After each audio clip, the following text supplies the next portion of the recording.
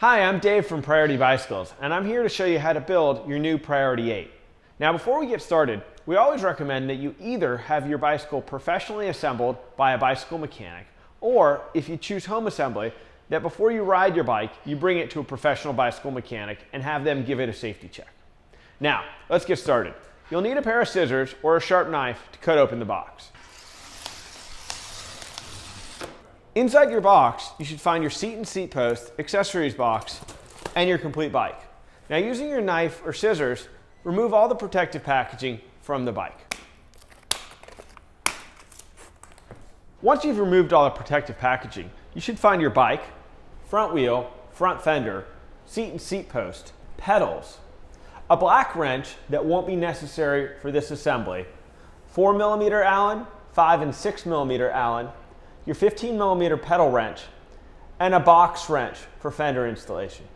In addition, you'll find a bag with all your owner's manuals. We do recommend reviewing your owner's manual before further proceeding in the assembly and before riding your bike.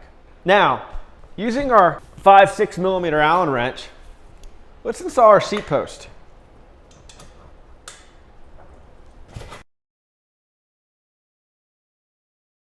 Take your 4mm Allen wrench, and first, make sure your fork is pointed the right way. You'll know your fork's pointed the right way because the disc caliper faces the rear of the bike and is in line with your rear disc caliper. Your stem should now be facing forward. If it's not, you can use the 6mm Allen wrench to loosen and face it forward. Using the 4mm Allen wrench, remove all of the bolts that hold on the faceplate. Take your handlebars, making sure that all of the cables have a nice smooth arch going forward, and install the handlebars. There are markings on the handlebar that will help you determine center. Making sure that your handlebars have been installed center and that all 4 bolts are firmly tightened and evenly tightened, we now want to move on to the front wheel. Make sure that you have a surface that won't damage your handlebars or your seat. And I recommend installing the front wheel with the bike flips upside down. Grab your front wheel and your boxed wrench. First, look inside your disc brake caliper. You should have a small black tab with the words "remove" on it between the 2 brake pads. Sometimes it falls out during shipping. As long as there's a gap between your brake pads, there will be enough space to insert the brake rotor. Loosen each wheel axle bolt, and holding the washers to the side, insert, paying particular attention that your disc rotor falls between the disc caliper pads. Tighten with your hand, and then use the 15mm side of the wrench to securely fasten your front wheel. Once centered, make sure that you've properly tightened both sides of the wheel axle nuts. Flip the bike back over and put it on its kickstand.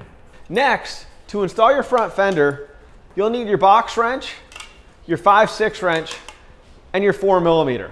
Using the 5mm side and your box wrench on the 10mm side, remove the bolt in the center of the fork. Now, take your fender and pay attention that the struts sit on the outside of the tire. Take your bolt, thread it back through the fork, and slide your fender through.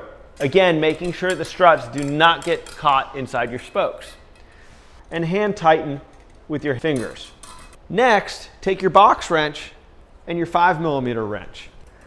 And use a finger to hold the fender up, giving your tire maximum clearance. And tighten, ensuring the fender is centered. Now, using your 4mm wrench, unscrew the bolts at the bottom of the fork and tighten the fender struts on both sides. Next, grab your 15mm pedal wrench and your 2 pedals. On each pedal, look for the R or L stamped into the axle so you know which one's the right and the left. Let's start with the right side. The right side is standard threading, and you always want to remember when installing pedals to always turn towards the front of the bike. You can start with your hand and then finish with the wrench. Make sure they're good and tight. Next, with the left pedal, you'll want to remember this is reverse threaded.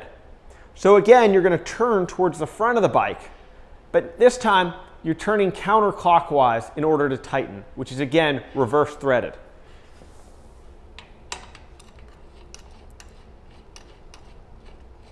At this stage, we've completed the basic assembly of your bike.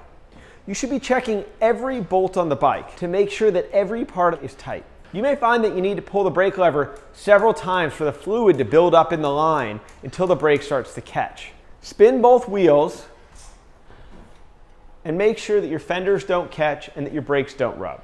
We recommend inflating your tires to about 80 psi and checking them at least weekly. We hope you love your new Priority 8, and if you have any questions, please contact us anytime.